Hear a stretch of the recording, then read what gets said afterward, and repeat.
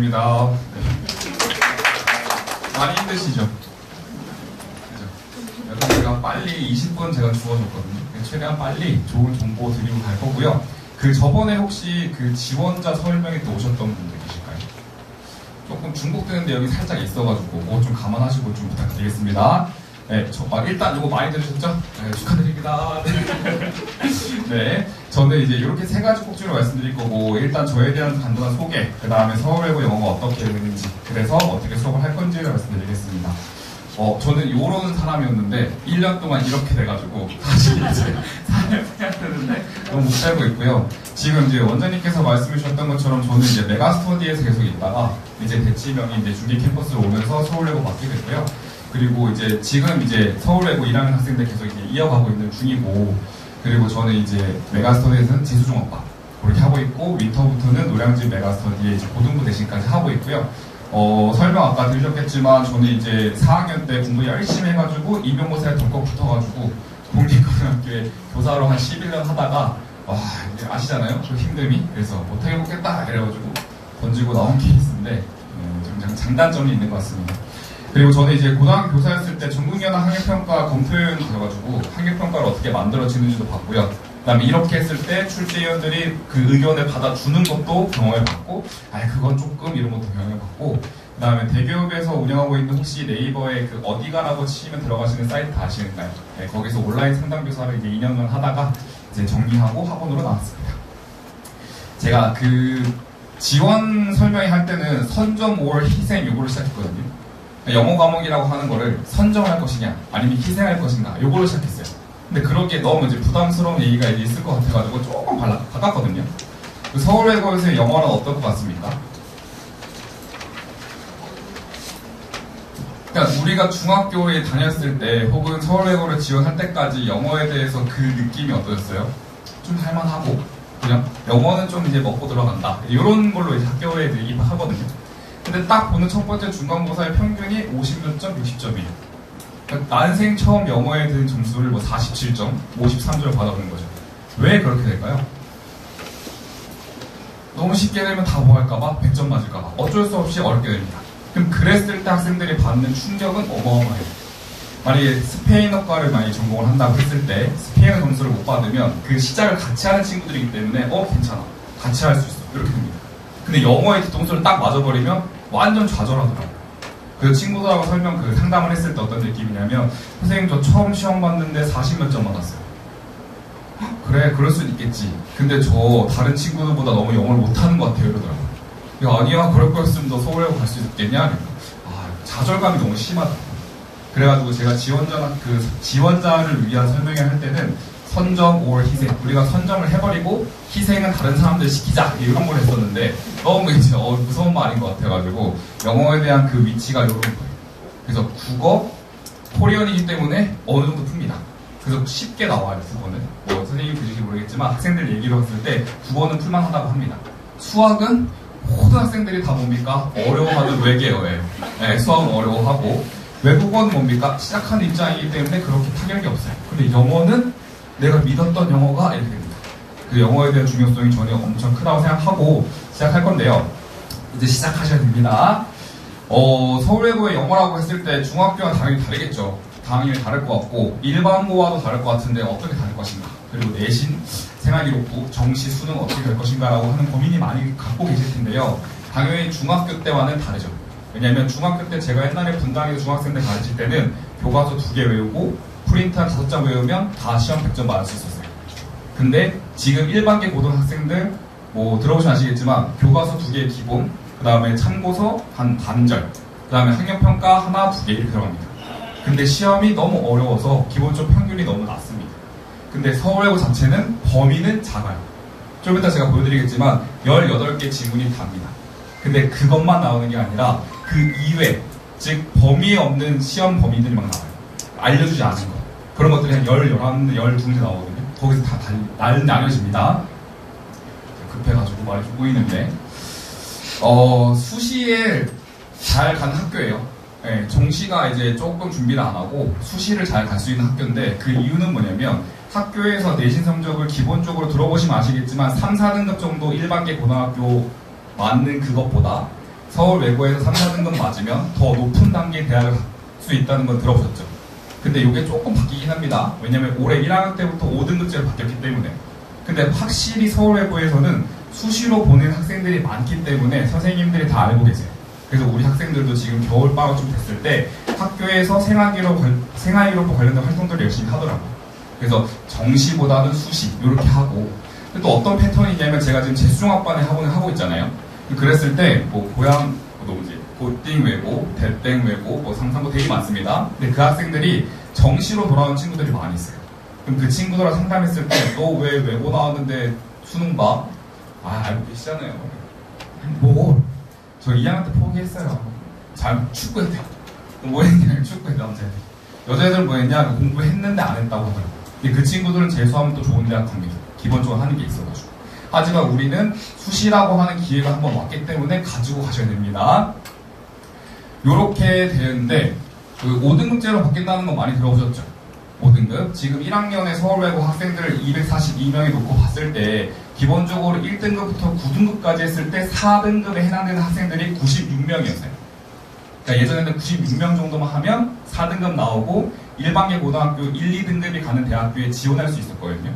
근데 그게 5등급제로 바뀌면서 퍼센테이지로 따졌을 때 2등급 정도 됐을 때 82명이에요. 내 등위가.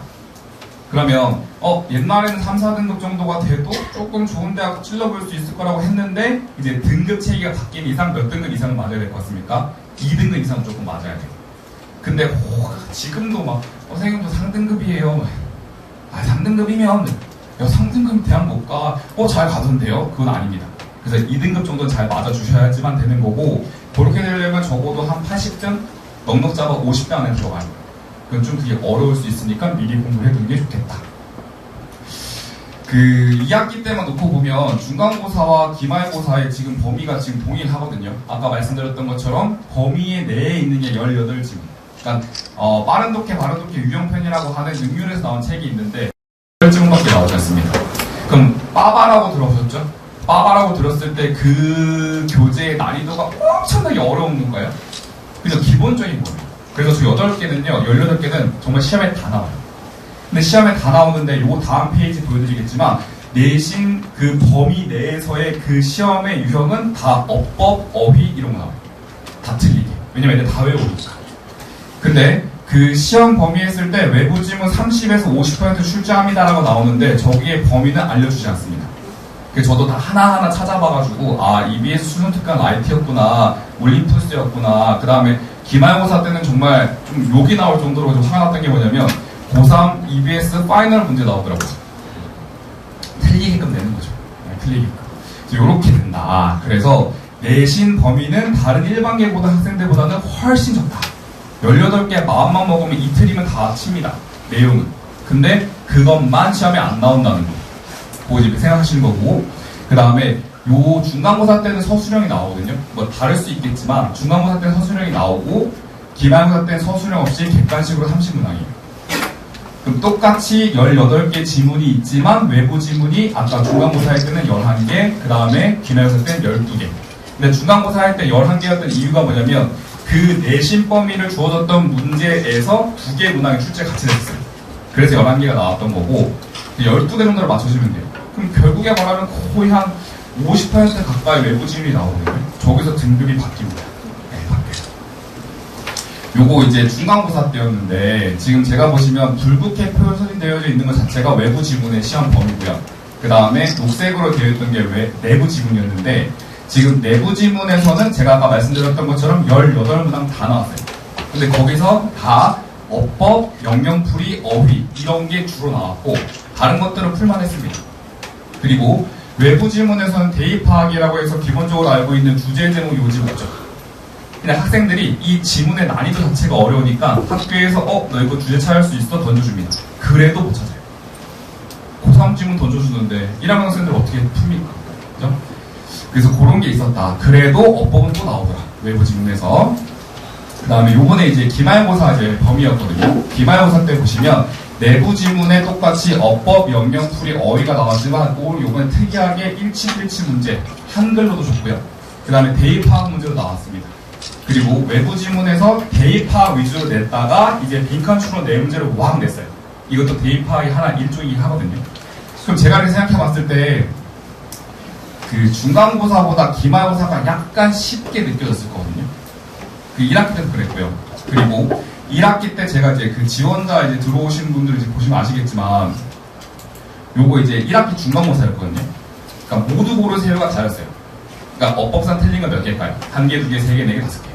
영영풀이 잘못된 건 몇 개일까요? 1개, 2개, 3개, 4개, 5개. 근데 학생들이 시험을 좀 못 봤던 것 같다고 말씀드렸죠. 그래서 2학기 때는 2개 고르세요, 3개 고르세요 이렇게 바뀌었어요. 기말고사 때도 그 기준을 유지했습니다. 그러면 제가 이제 고등학교 교사였던 걸 생각해보고 제가 2022 개정교육과정에 꼈을 때도 전문가 요원으로 좀 참여했던 적이 있었거든요. 그래서 생각해보면 선생님들이 혹시 그거 들어보는지 모르겠지만 최소 성취 보장 지도 들어보셨습니까? 그게 기본적으로 40% 미만으로 된 학생들은 방학 때나 혹은 방과 후나 뭔가 프로그램을 돌려가지고 이 수준을 올려줘야 돼요. 선생님들 겨울방학만 기다리고 계시는데 그죠? 학생들이 만약에 40점 밑으로 떨어지면 걔 자꾸 가르쳐야 됩니다. 그래서 그 40점 이하로 떨어지지 않기 위해서 약간 쉽게 된 것 같아요. 그래도 상위권들은 70점, 80점 맞으면 잘했다고 하거든요. 저희 반 학생 제일 잘하는 친구도 거의 80점 가까이 맞긴 했는데 그 친구들은 80점이 잘하는지도 모르지만 학교에서는 그렇게 돼요. 그러니까 평균이 한 60, 70 그렇게 됩니다. 그러니까 최소 성취 보장 그 지도 때문에 약간 떨어진 거지 그 서울 외고 자체에 대한 그 난이도는 그렇게 낮지 않다. 그렇게 말씀드릴 수 있고요. 다 눈여겨보시겠지만 내부 지문, 외부 지문 통틀어서 어법 어휘는 진짜 많이 나와요. 정말 30문제 치렀을 때 절반 이상이 어법 어휘거든요. 근데 어법 어휘라고 하는 거 제가 진짜 미친 듯이 가르쳐도 학생들이 그 양에 질리고 그 시험의 압박감 때문에 그 S 하나 못 보고 와요. 이번에 기말고사 때도 라이즈, 레이즈 나왔거든요. 지금 들면 다 알죠. 라이즈는 자동사고, 레이즈는 타동사고. 근데 학생들이 놓치고 옵니다. 왜? 너무 많아서. 그리고 일반계 고등학교는 어법 하나에 밑줄 딱 주거든요. 너 이즈가 맞냐? 라이즈가 맞냐? 이렇게. 근데 이 서울외고는 거의 다 한 문장 단위로 줍니다. 이 문장에서 틀린 게 있어? 없어? 이렇게. 그래서 꼼꼼히 조금 봐야 되는 그런 실력이 필요합니다. 그래서 어법 어휘는 무조건 어느 학원, 어떤 선생님, 누구에서 배우든지 간에 어법 어휘는 무조건 하고 가셔야 돼요.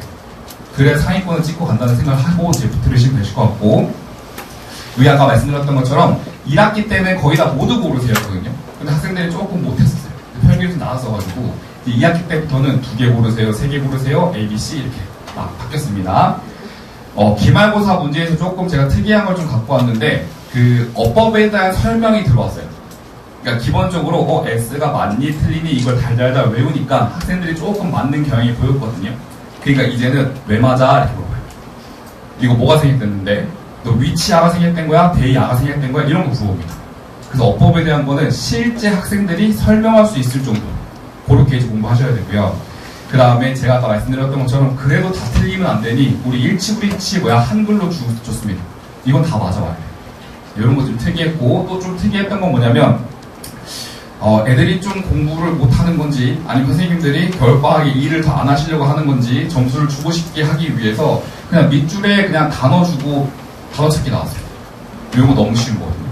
근데 이런 거까지 줬다는 건 뭐냐면 조금 이제 성취 수준 보장 때문에 쉽게 내는 것 같지만 비례도 다 뭡니까? 어법, 그 다음 뭐예요? 어휘 이런 거 맞춰서 보시면 되실 것 같고 영어는 그 제가 생각했을 때 겨울방학이 끝나고 가시는 게 맞다고 생각합니다.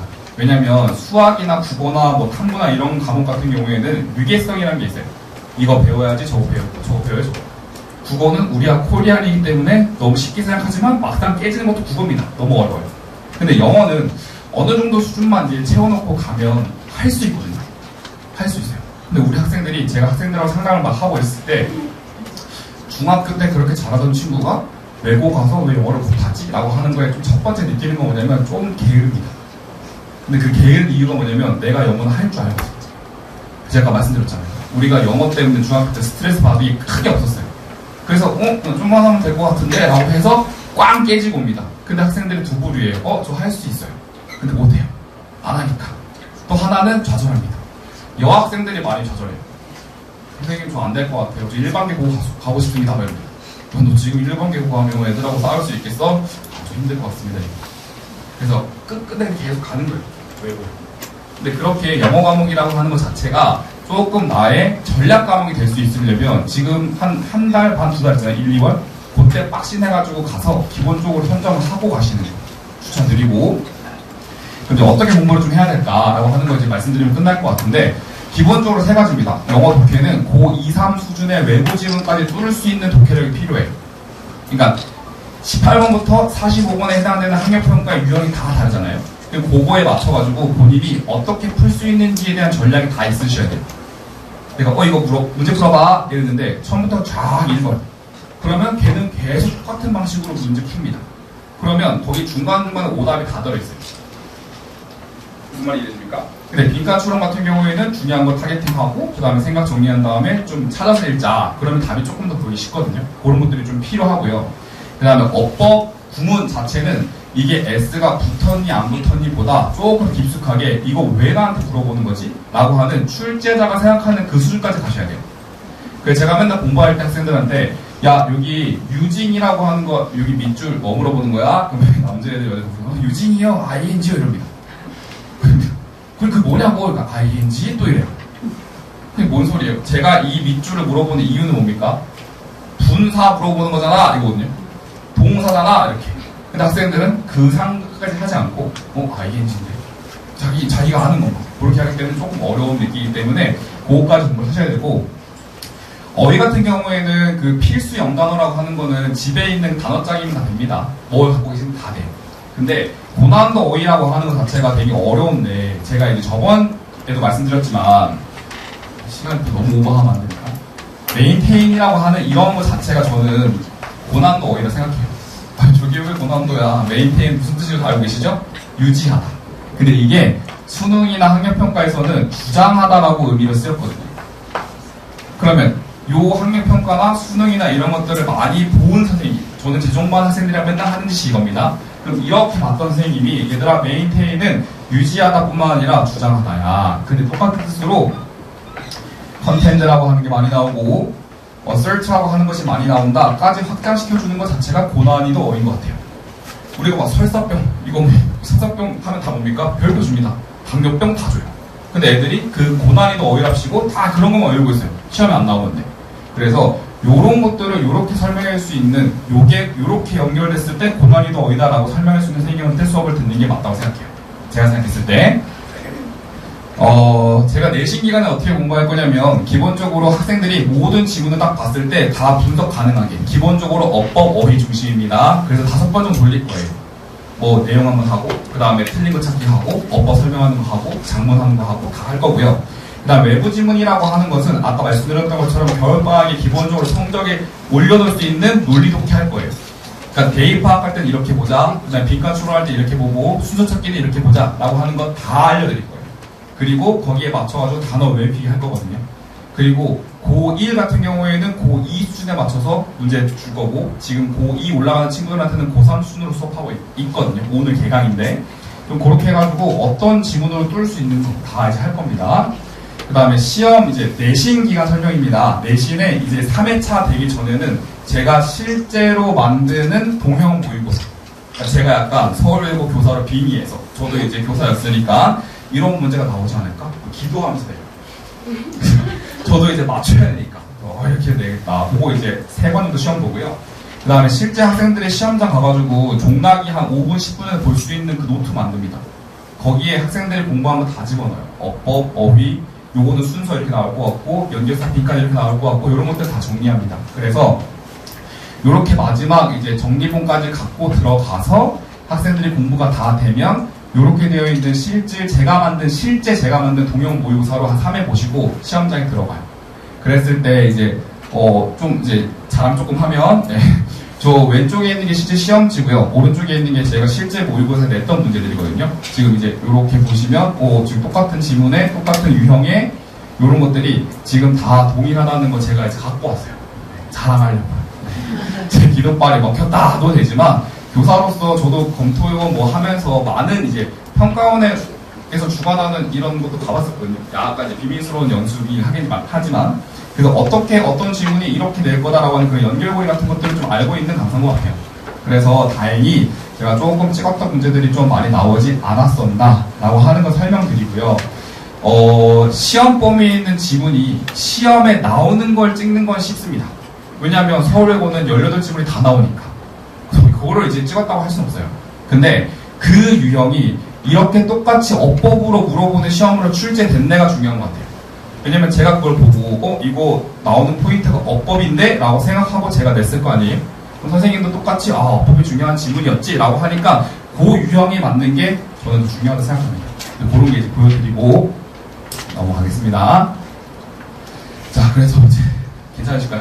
제가 이제 거의 마무리할 것 같은데 겨울방학에는 실제적으로 아까 말씀드렸던 것처럼 리딩 스킬을 가르칠 거고요. 그 다음에 매주 예를 들어서 이번 주에 주제제목 요지 목적을 배웠다. 그럼 다음 주에 올 때 주제제목 요지에 관련된 EBS 기출로 된 주간지 드릴 겁니다. 그리고 계속 풀게 할 거고요. 그 다음 어휘는 기본적으로 외워야 되는 단어 플러스 이런 것처럼 고난이도 어휘라고 정리해서 단어장 드릴 거고 그 일주일에 한 150개 정도로 계속 이제 외우기게 할 거예요. 그리고 시간을 보시면 저는 토요일하고 이제 수요일날 양일 수업하고 있는데 토요일은 연강이기 때문에 제가 클리닉 시간이 없고요. 수요일은 기본적으로 하는 그 시간 1시간 정도 앞당겨서 그 1시간을 제가 클리닉 시간을 잡을 생각이거든요. 그러니까 저는 클리닉 시간에 단어 시험, 그 다음에 숙제 확인, 재시험 이런 것들 보고 실제 소중한 그 수업 시간은 제가 수업합니다. 그래서 그 안내드린 시간에 한 1시간 정도는 클리닉 시간이 있는 거라고 생각하시면 돼요. 근데 제가 지금 다른 학원 다 스케줄 봤을 때 수요일 한 앞에 혹은 좀 뒤에 이렇게 잡을 예정입니다. 그 다음에 그 어법이라고 하는 것은 정말 이제 기초부터 해가지고 저는 시작할 때 8분사부터 가르치거든요. 저랑 합이 맞아야 되기 때문에 이건 뭐야? 명사야? 동사야? 이런 것들. 그런 거 잡은 다음에 그 수능에 나왔던 기출문제까지 가르칠 거예요. 근데 그랬을 때 항상 밑줄이 물어보는 게 자기 입으로 튀어나올 수 있게끔. 야, 이거 유진 뭐야? 저 봤더니 분사인 것 같은데요? 그런 것들 설명할 예정입니다. 그런 것만 알고 있어도 내신 다 맞을 수 있어요. 꼼꼼하면. 그 성향은 제가 못 고칩니다. 꼼꼼하면 다 할 수 있습니다. 네. 그리고 듣기도 저는 필요하다 생각해요. 왜냐면 영어에 선점을 하려면 3월 학평을 잘 보셔야 돼요. 왜냐면 선생님들 입장에서도 저도 교사였을 때 학생들을 한번 싹 걸러왔잖아요. 그럼 이 학생들이 궁금합니다. 내신은 믿지 않아요. 왜? 모든 내신은 다 비슷하니까요. 뭐가 궁금할까요? 실제 영어 능력. 그 실제 영어 수준이 어디서 평균되냐면 3월 학평. 딱 보고 성적표가 세면서 옵니다. 그럼 저도 사람인지라 우리 반 애들 중에서 그거를 엑셀로 뒤집어서 1등부터 쫙 펴봐요. 아, 제가 잘하는구나, 제가 잘하는. 그래서 좀 이제 좀 그렇지만 다음 그 교실에 들어가면 걔가 눈에 보여요. 철수, 여기가 어디 있더라? 제가 보고 있어요. 어쩔 수 없어요. 근데 그게 저만이 아니라 비단 모든 선생님들 그럴 것 같거든요. 그럼 그거를 시작할 때 딱 찍어놔야지, 아, 쟤는 잘하는 친구. 조금 실수해도 선생님이 궁금해합니다. 무슨 일이지? 내 문제가 잘못됐나? 이래요. 진짜 그렇습니다. 근데 뭐 조금 힘든 친구들 시험 못하면 또 그렇지 이렇게 됩니다.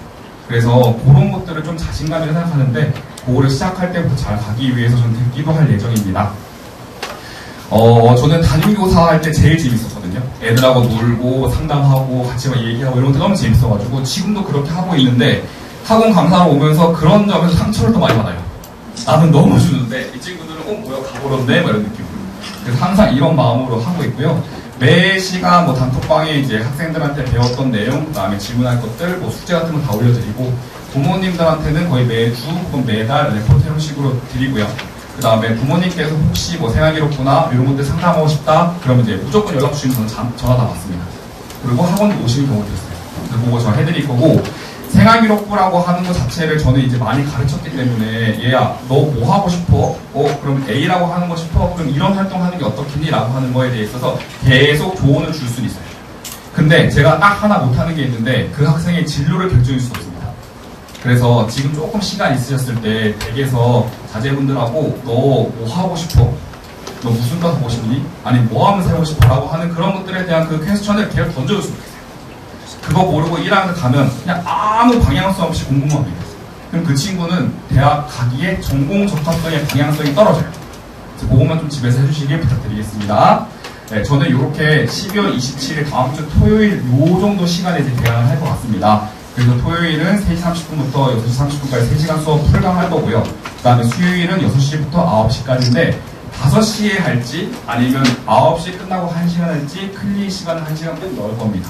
그때 숙제검사, 단어시험, 상담 다 할 거니까 그 시간 학생들과 조율을 할 예정이고요.